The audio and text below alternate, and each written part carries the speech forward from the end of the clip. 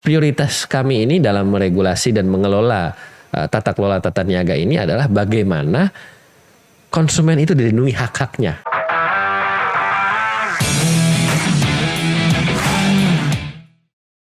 Salam Sobat Konsumen, kembali lagi di program Ngobrol Santai bareng BPKN. Hari ini kita kedatangan tamu yang super luar biasa. Mantan anggota DPR termuda di Indonesia, Wakil Menteri Perdagangan termuda di Indonesia, meraih predikat doktor di bidang ilmu politik termuda di Universitas Indonesia. Kita sambut Bapak Dr. Jerry Sambuaga, Wakil Menteri Perdagangan Republik Indonesia. Selamat datang Pak Wamen. Selamat datang, makasih sehat-sehat Bang. Lancar semua, alhamdulillah. Wamen, hari ini kita mau diskusi yang lagi rame banyak dibicarakan oleh teman-teman generasi muda, generasi milenial, yaitu kripto. Dan Pak, kripto ini sudah bukan hal yang baru lagi di Indonesia, dan di dunia sudah sejak 10 tahun, Pak, 2000-an awal sudah ramai diperdagangkan oleh di negara-negara lain. Nah, tren blockchain ini kan menarik, Pak Wamen. Blockchain ini kemudian ada kripto, ada NFT, ada staking NFT, kemudian berkembang metaverse. Nah, bisa dijelaskan apa sih kripto ini, Pak Wamen? Baik, makasih nih Bang Rizal, Pak Ketua, atas undangannya ya. Senang bisa ngobrol bersama dengan Pak Ketua, dan tentunya ini sebuah format yang baik ya, kita bisa menyampaikan informasi ya, dan juga sosialisasi terkait dengan tema pada kali ini, yaitu kripto ya.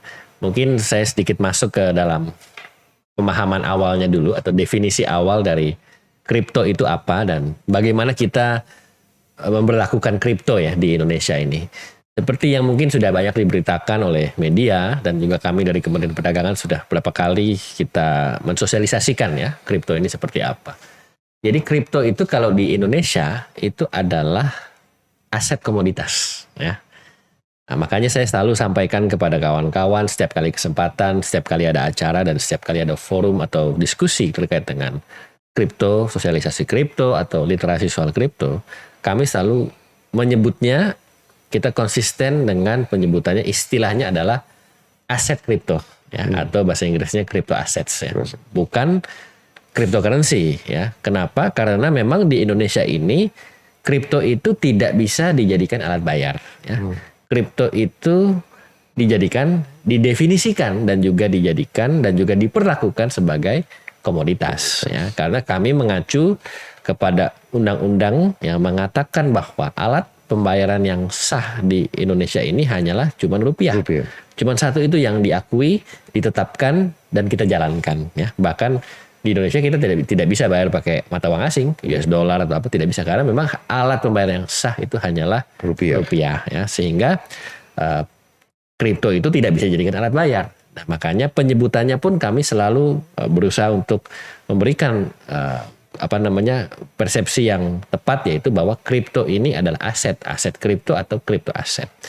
Dan karena ini adalah komoditas ya, oleh karena itu ya, pengaturan kripto itu dilakukan di bawah Kementerian Perdagangan ya. Kenapa di Kementerian Perdagangan? Karena Kementerian Perdagangan adalah institusi yang meregulasi dan mengatur soal komoditas ya. Oleh karena itu konsekuensi logisnya dan memang secara rasionalnya pengaturan kripto ya, lalu juga perizinannya dan seterusnya, dan semua dasar-dasar terkait dengan kripto itu diatur di Kementerian Perdagangan melalui Bapepti. Bapepti adalah sebuah badan yang ada di bawah Kementerian Perdagangan. Pak Wamen, kan ini udah cukup lama ya di Indonesia ya. Mungkin juga udah 10-15 tahun udah diperdagangkan ya. Nah, apa saja yang sudah dilakukan oleh Kementerian Perdagangan sehingga perdagangan kripto aset ini bisa diadopsi oleh konsumen atau masyarakat kita, tidak hanya generasi milenial, tapi juga generasi-generasi yang lain. Apakah generasi X atau baby boomers bahkan. Nah, gimana Pak? Jadi memang Bang Rizal, ini memang sesuatu yang menarik ya di Indonesia ini. Bagaimana kami, pemerintah khususnya Kementerian Perdagangan melalui Bapepti mengatur ini ya. Memang sampai sejauh ini yang kami atur adalah bagaimana itu entitas perusahaan yang menjual kripto itu siapa ya, siapa yang diperbolehkan untuk bisa menjual aset kripto itu, satu. Lalu kedua, kita juga sangat menseleksi dan memberikan banyak sekali prosedur dan peraturan secara ketat ya terkait dengan produk-produk seperti apa yang bisa dijual, yang bisa diperdagangkan. Dalam hal ini kita bicara soal token ya. Jadi entitas yang pedagangnya kita lihat siapa yang bisa dan qualified dan sesuai dengan peraturan dan izin dan juga prosedur yang bisa mendapatkan kesempatan untuk jualan.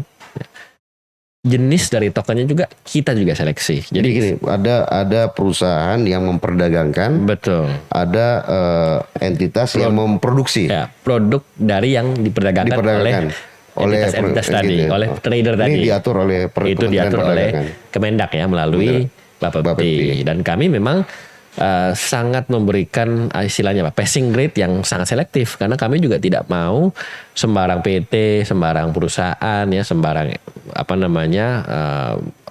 pihak itu bisa menjual sedemikian gampangnya, karena kan kita atur semuanya mulai dari hal yang paling sederhana, katakanlah misalnya entitas perusahaannya siapa, keadaan keuangan perusahaannya seperti gimana, cash flow-nya, lalu juga mungkin sampai ke aspek hukumnya, sampai kepada kesiapan mereka untuk bisa jualan, sampai juga kepada pengalaman mereka terkait dalam bidang komoditas dan juga mungkin yang berhubungan dengan keuangan, karena kita juga banyak berhubungan dengan bagaimana transaksi itu dilakukan. Nah, ini yang kita sangat hati-hati, kita sangat selektif, dan kita sangat komitmen untuk memberikan satu prioritas yang paling penting untuk kita semua, yaitu perlindungan konsumen. Nah, karena kenapa? Karena Kementerian Perdagangan tentu bersama juga dengan BPKN, itu kan kita memiliki tanggung jawab ya untuk memastikan kepentingan dan juga hak-hak daripada konsumen itu terproteksi dengan baik, karena ini menyangkut soal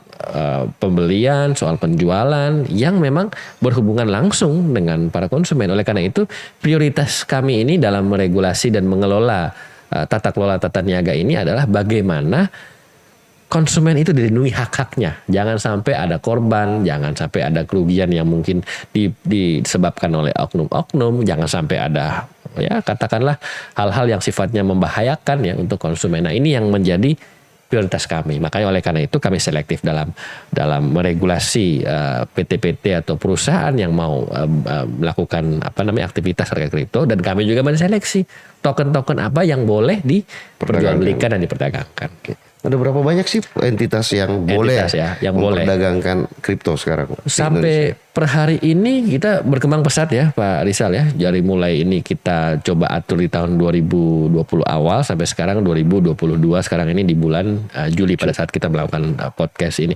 Itu sudah kalau tidak salah sudah 25 ya. 25 entitas perusahaan yang diberikan izin oleh Bapepti yang melalui tahapan-tahapan yang sangat selektif, baik itu secara prosedur, secara teknis dan juga secara regulasi ya, administrasi yang memang sudah memenuhi syarat ya. Nah, ini yang bisa melakukan perdagangan kripto. Nah, dan ini semua juga dievaluasi secara berkala, Pak Rizal. Jadi artinya begitu mereka sudah diberikan, tidak langsung begitu saja langsung boleh beraktivitas secara bebas ya, dalam konteks bagaimana mereka bisa melangsungkan operasionalnya. Nah, ini kan harus diawasi, dilihat, diobservasi, dan dipastikan mereka sesuai dengan izin yang diberikan, karena ada beberapa case ya. Ya, ada yang apply izinnya tetapi tidak aktif ya, tidak pernah lakukan apa-apa. Ada yang sudah apply tetapi menyalahgunakan izin diberikan untuk aktivitas lain ya. Ada juga yang sudah diberikan tapi ketika dimintai report, dimintai laporan-laporan untuk hal-hal yang detail tidak di-comply. Hal seperti itu yang kita coba pastikan, kita coba kondisikan supaya mereka ini comply dengan regulasi dan peraturan. Jadi ada 25 perusahaan yang mendapat izin dari Kementerian Perdagangan. Betul, melalui Bapepti untuk bisa melakukan transaksi jual beli aset kripto. Kalau token asli Indonesia ada berapa yang sudah Kalau token ini juga menarik Bang Rizal. Jadi token ini per hari ini di Indonesia ya yang bisa dijual dan diperdagangkan melalui 25 tadi ya. Itu total yang kami yang dilakukan oleh verifikasi, validasi dan juga tentunya pemenuhan syaratnya ini itu kalau tidak salah per hari ini ada 229 token. Nah, 229 token itu boleh dibilang angka yang belum begitu banyak. Kenapa? Karena kalau secara global itu ada 18.000 token lebih. Nah, kenapa cuma 29? Karena kami juga tadi seperti yang saya sebutkan, kita selektif, hati-hati, kita teliti dan kita tidak mau sembarang token itu dijual atau dilakukan aktivitasnya terus tiba-tiba nggak jelas tokennya, tiba-tiba masyarakat mengalami kerugian. Karena buat token itu kalau dimanapun segampang sebetulnya kan, itu kan tinggal cari expert yang ahli ya, bikin token dia buat. Simple, mungkin tidak sampai 1 jam jadi. Tetapi kan bagaimana token ini bisa memiliki nilai, bagaimana token ini bisa memiliki value yang jelas dan juga kualitas ini kan harus dipertanggungjawabkan. Nah, oleh karena itu di bab itu juga diatur itu. Apakah ini memiliki nilai, bagaimana nilainya, lalu apakah sudah menembus top berapa ratus market cap seluruh dunia, lalu bagaimana itu juga sudah di listing misalnya di trader atau exchange luar dan seterusnya. Itu banyak sekali syarat-syarat teknis yang sangat rigid ya, yang sangat boleh dibilang sangat memberikan banyak ruang untuk harus terus dibenahi dari setiap aspek dan setiap sisi. Kenapa? Karena sekali lagi kami tidak mau memberikan sembarang izin kepada token-token yang memang belum bisa memiliki nilai atau belum berpengalaman atau belum memiliki kesiapan, yaitu yang seperti itu tidak bisa dikasih. Nah, tetapi apakah ini akan bertambah? Kan dari 229 tadi, dari 18.000 lebih. Sangat mungkin selama mereka memenuhi syarat, memenuhi prosedur dan memenuhi tentunya requirements yang ditetapkan. Okay. Nah, Pak Wamen, ini kan kita transaksi kripto ini kalau kita lihat rata-rata harian ya udah melebihi transaksi bursa efek di pasar modal ya. Sangat ini luar biasa. Dan ini. Kalau kita lihat profil investornya itu sebagian besar kelompok milenial. Milenial betul. Jadi ada gap ya antara kelompok kohort milenial dengan yang grup-grup age group yang lain. Iya betul. Ini gimana biar ini penetrasinya bisa? Menarik sekali Bang Rizal. Jadi betul yang tadi Abang bilang itu. Saya ingat betul waktu tahun 2020 ya, kami pertama kali mencoba meregulasi, mengelola dan juga tentunya memastikan semuanya berjalan dengan baik secara kebijakan. Itu tahun 2020, Desember 2020 itu transaksi total akumulatif ya dari bulan Januari sampai Desember 2020 itu di angka 64,9 triliun rupiah. Setahun kemudian, Bang Rizal, Pak Ketua, itu di Desember 2021 tepatnya cut-off-nya, itu akumulasi transaksi itu di 859,4 triliun rupiah. Dari 64,9 setahun sebelumnya menjadi 859,4 triliun. Bisa dibayangkan betapa signifikan kenaikannya ya. Lalu rata-rata per hari itu berarti sekitar 2,3 triliun rupiah per harinya. Nah, jumlah yang terregister secara resmi ya, pelanggan yang terregister dalam aktivitas trader ini melalui trader yang tadi 25 itu di tahun 2020 mungkin masih sekitar 1 jutaan. Tetapi di tahun sekarang 2022 data terakhir yang kami terima di bulan Mei 2022 itu tepatnya sekitar 14,4 juta. Itu sudah melebihi orang yang main di bursa efek ya. Nilainya memang walaupun sudah signifikan luar biasa, tapi memang kita masih belum setinggi bursa efek. Tetapi kan bursa efek sudah berapa tahun ya, sedangkan di kripto ini kan masih melalui trader, masih melalui exchanger ya, masih melalui pedagang-pedagang retail. Nah, artinya apa? Saya melihat ini potensi satu. Kedua, yang tadi Abang bilang, demografinya kalau kita lihat statistiknya yang kita terima itu yang terregister sebagai pelaku aktif itu ya, itu komposisinya 90% itu adalah generasi muda, anak muda 20 sampai 30 tahun ya. Yang dimana menurut saya ini kita kan sebuah fenomena kemajuan teknologi ya Bang ya, yang tidak bisa kita bendung ya kan. Ini kan sebuah tantangan zaman sebetulnya yang kita harus menyikapi dengan adaptif ya.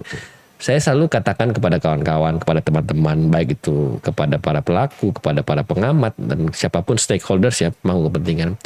teknologi itu kan tidak bisa kita diamkan ya. Bahwa ada plus minus yang dihasilkan dari kemajuan teknologi itu pasti, itu tidak bisa dipungkiri. Tetapi kita harus tanggap, sigap dan adaptif. Nah, termasuk juga pemerintah dalam hal ini regulator untuk bisa menyikapi dan juga membuat kebijakan yang adaptif dan juga yang boleh saya katakan mensupport dari sisi positifnya ya. Nah, tentu kalau ada sisi negatifnya itu yang kita harus atur supaya jangan sampai terjadi. Mitigasi supaya mitigasinya supaya jelas gitu. Tetapi bahwa ada perkembangan teknologi yang memang harus disikapi dengan tepat dan adaptif itu tidak bisa tidak dilakukan, harus dilakukan, dan kita semua saya pikir memiliki tanggung jawab moral ya. Sebagai contoh Bang Rizal ya, 20 atau 25 tahun yang lalu pada saat mungkin atau 30 tahun yang lalu pada saat mungkin internet ya baru-barunya ya itu di masuk ke Indonesia Bang ya kan. Pada saat itu saya ingat ya, kita waktu nyambung internet tidak seperti sekarang kita punya provider apa segala tinggal gampang ya kita langganan. Zaman dulu kan kita pakai pulsa telepon ya kan, kita sambung ke modemnya, sambung ke line telepon terus bunyi tuing gitu ya. Memang zaman kita itu. Nah, pada saat itu saya ingat salah satu pengurus APJI, Asosiasi Penyedia Jasa Internet itu, yang waktu itu adalah juga banyak aktif di penyedia jasa internet melalui line telepon modem itu sempat dipermasalahkan. Kenapa? Karena dianggap nyolong pulsa telepon. Nah, padahal itu kan definisinya kan adalah kita menyambungkan bagaimana konsumen untuk bisa ke internet melalui pulsa telepon. Tapi karena mungkin pemahaman publik atau pemahaman khayalak umum terkait dengan internet kan belum begitu masif, sehingga dianggap itu merugikan. Padahal itu ada salah satu cara untuk bisa menyambung ke internet.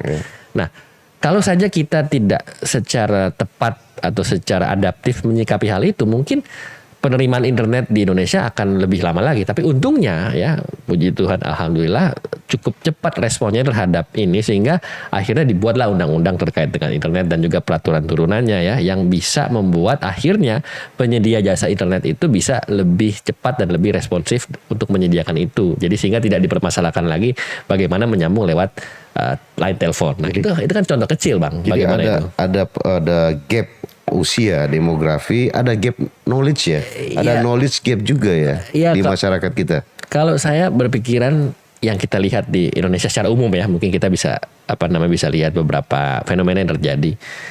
Penetrasi, kalau kita bicara lebih spesifik lagi, internet contohnya itu kan di Indonesia itu kan masuk melalui gadget ya, melalui handphone kita atau melalui telepon atau melalui alat komunikasi, sehingga boleh saya katakan masyarakat yang memiliki gadget telepon ya, handphone ya apalagi yang smartphone ya, itu lebih cepat untuk bisa merespon kemajuan teknologi internet ini, yang memang banyak turunan aplikasinya, baik itu dalam bentuk produk atau apapun. Contohnya misalnya sekarang Bang, kita nih dengan handphone 20 tahun lalu mungkin kita pakai handphone cuma bisa buat telepon atau SMS atau main game Snake dulu, mungkin Abang ingat kan, itu kita udah seneng banget. Tapi sekarang Abang bisa lihat, kita dengan hanya menggunakan gadget kita bisa chatting bisa, browsing bisa, kita bisa cek email, kita bisa mau transfer uang lewat mobile banking, kita bisa beli makanan lewat aplikasi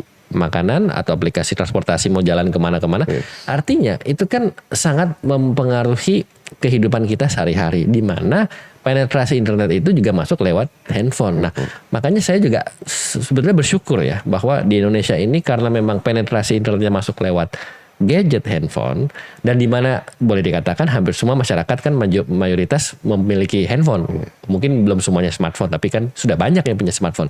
Jadi respon kita terhadap teknologi khususnya internet ini cukup responsif. Nah, tetapi sekarang tantangannya adalah bagaimana ini coba diaplikasikan dan disinergikan dalam bentuk kebijakan dan juga dalam bentuk tata kelola yang bisa mengatur produk-produk, ya kan? Contoh mungkin misalnya begini, Abang.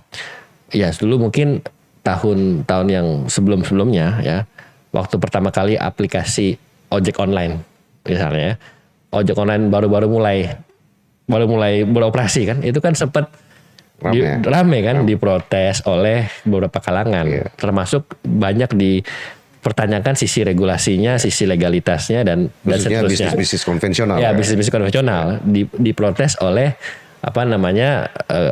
ojek Mangkalan misalnya gitu kan. Nah, tapi ini kan bagian dari bagaimana kita coba menyikapi dan melihat perubahan-perubahan dari sisi teknologi, memadukan teknologi dengan aplikasi penggunaan. Ya kan? Demikian juga dengan hal lain. Saya ingat itu Abang dulu salah satu taksi, ya saya tidak perlu sebut namanya, taksi yang grup besar. Dulu pertama kali itu dia diprotes oleh taksi gelap, ya kan. Nah, tapi berapa tahun setelah itu taksi yang grup besar itu dia demo salah satu taksi online. Artinya kan ini kan sebuah fenomena perubahan-perubahan yang terjadi karena ada kemajuan teknologi yang dipadukan dengan kebutuhan konsumen. Yang ujung-ujungnya ada sekali lagi konsumen ini kan. Nah, oleh karena itu saya melihat hal ini termasuk dalam kripto tadi. Ini kan tidak bisa kita acuhkan, Bang. Kita tidak bisa diamkan. Di mana kemajuan teknologi sudah banyak mengkonversikan sesuatu dalam bentuk produk digital, penggunaan produk digital dan penjualan produk digital dalam kategori komoditas. Di mana itu Abang, itu bisa memberikan banyak kontribusi signifikan untuk negara. Sebagai contoh tadi Abang bisa hitung sendiri, kalau cut off-nya tadi Desember 2021 89,4 triliun rupiah. Kalau itu mungkin sudah dipajakin per Mei kemarin itu 0,1% misalnya. Kan bisa dibayangkan betapa banyak kontribusinya untuk negara. Ya kan, dan itu legal dan itu diakui penerimaan negara. Yang artinya tidak hanya semata-mata dari sisi konsumen, tetapi juga dari sisi untuk pemasukan untuk negara, untuk kontribusi negara juga jelas. Nah, hal semacam ini yang kami pikir ya sebagai regulator itu perlu menyikapi dengan adaptif ya, menyikapi dengan tepat ya, dan tidak bisa kita mendiamkan karena yang namanya teknologi itu demikian cepat itu berkembang. Yang namanya regulasi biasanya adalah datang belakangan merespon dari kemajuan teknologi. Nah, ini yang harus kita coba kelola dengan baik. Gitu. Nah, Pak Wamen, ini kan tadi kemajuan teknologi itu tidak sesuatu yang tidak bisa dihindari. Betul. Dan regulator perlu melakukan langkah-langkah yang adaptif, responsif, dan tidak ketinggalan ya. Betul. Karena kenapa? Ternyata tadi Pak Wamen menjelaskan, ternyata kemajuan teknologi ini sangat membantu. Betul. Aktivitas keseharian masyarakat dan konsumen. Dari A sampai Z, dari bangun tidur sampai mau tidur, itu sangat terbantu. Betul. Jadi kalau kita bisa lihat setiap zaman itu punya jawaban masing-masing. Nah, tinggal bagaimana kita merespon. Nah, Pak Wamen, ini kan ada pesan-pesan nggak buat teman-teman investor, calon investor yang ingin masuk ke bisnis, ke aset kripto ini? Baik. Sehingga mereka bisa mengelola risiko, walaupun itu sifatnya individual risk taking, tetapi mungkin ada tips agar mereka bisa ngelola mitigasi risiko, ya apakah walaupun memang high risk high return, ya, tetapi setidaknya ada risk management. Betul. Ada tipsnya Pak Wamen? Kalau saya Pak Ketua mungkin saya bisa sharing lah ke siapapun yang menyaksikan ini dan juga termasuk ke Pak Ketua dan jajaran juga, bahwa bagaimana kita bisa memastikan siapapun yang mau investasi dalam aset komoditas, aset digital, aset kripto ini dengan baik, itu adalah dengan cara melihat pertama adalah peraturannya, ya, peraturan yang berlaku saat ini, ya kan. Pertama tentu sudah dilihat tadi kalau dari sisi peraturan, ya kan, apa yang diatur ini kan termasuk dari sisi perusahaan atau trader yang menjual siapa dan produknya apa yang dijual, ya, apa yang diperdagangkan, kan seperti itu. Nah, bagi mereka-mereka yang tertarik untuk bisa menginvestasi atau mungkin investasi yang dalam skala besar maupun kecil maupun menengah, itu menurut hemat kami yang paling penting adalah dilihat dulu dari sisi peraturan. Dan ini saya pikir berlaku tidak hanya untuk kripto ya, tetapi juga untuk investasi produk lain, ya, produk-produk yang mungkin sekarang mungkin lagi banyak diperbincangkan di publik, ya, mulai mungkin dari robot trading, ya, terus lalu mungkin ada NFT, ya, NFT, dan nanti mungkin lanjut ke metaverse.